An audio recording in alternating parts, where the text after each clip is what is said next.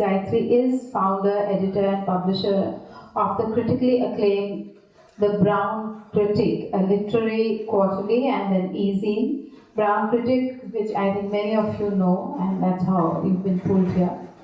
Brown Critic has also published several books of poems of well-known Indian poets over the past decade. Gayatri's career encompasses leadership in the publishing industry, and her poems and short stories have been published and features in numerous newspapers, magazines and anthologies in India and outside of India. Sun Publishing, New York, New Delhi published her novel, A Song for Bella, that was in 2017, and Red River brought out her second volume of poems, I Know You Are Here, so you get to hear from that. And there are many things you can say about Gayatri, and I think what I appreciate most, because I had the privilege of knowing her a little bit, I don't think you can ever know a poet entirely, but she is very generous in every which way. The fact that she can share this platform and genuinely encourage. If it hadn't been for Gayatri, there is no way I would have read at any platform or thought of publishing. It was not an idea that would have come to me. So I think she's promoted and pushed and encouraged a lot of people and helped people to find their wings. So I think we have much to be grateful for. But the last thing before I give her the mic is I must warn you, she is an ace astrologer.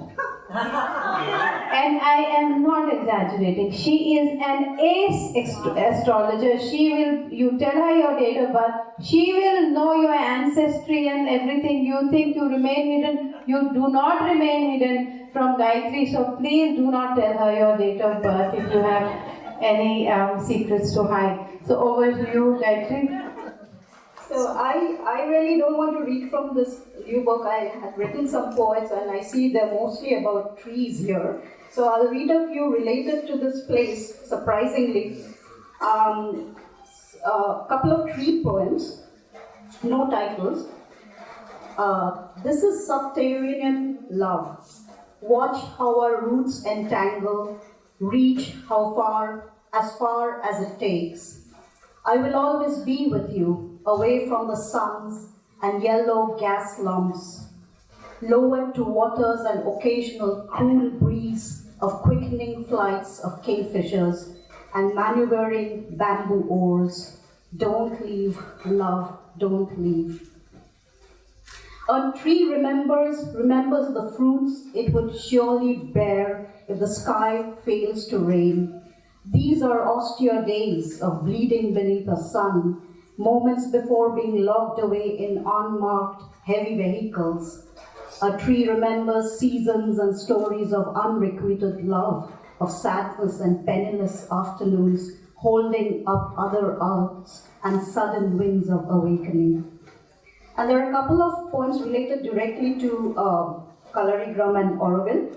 The first one is called Acts of Love, which Krishna mentioned, and I took his tour, and this inspired me to write this poem. And the last is called Kalarigram, which is in the book Auroville, after the boom performance. So last two poems, Acts of Love for Krishna Mackenzie. The first act of love, do nothing. Leave nothing to the imagination. Be still. It may sometimes hurt, but the light will always play with your fractured, distorted self, spread across your fields of dreams, of forgotten secrets from thousands of years ago, when you and I lay buried in the soil, now palmed in your small acts of love. What we wish for will fall gentle on our laps, fruits and memories of belonging, nurturing, our restless jiva atmas lost to mechanization of ungrounded fear and hopeless toil, slow uprooting.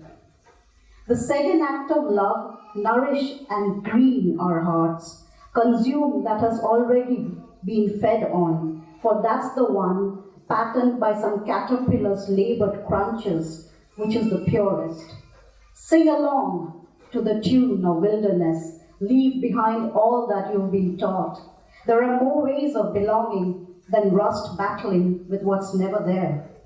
There's no seeking in these acts, only always arriving at large feasts of green smoothies topped with aparajita flowers, drumstick sambar, and bell sharbat.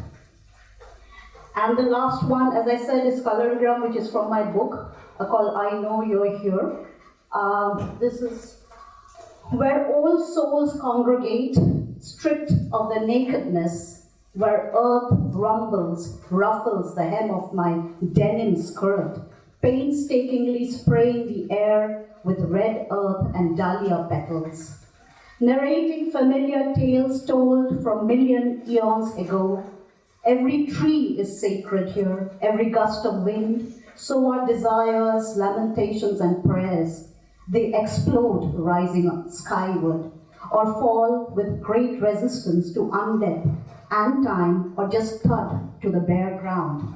Nothing, no one here is motionless. Aroma of lemongrass, sandalwood, and patchouli, renting sunsets mingling with scents of burnt lamp oils that foos breathing life to earth matters and sinews of brave and ancient faiths.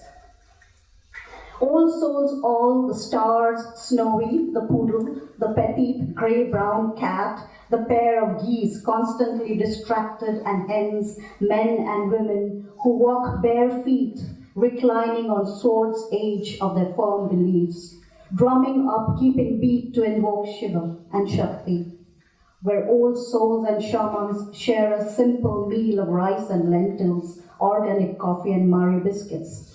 Cutting through the confusion, conquering defeat, breaking down walls not yet built, and other random notions and familiarities. No one knows what the story is about, not the actors, nor director, and no one really cares.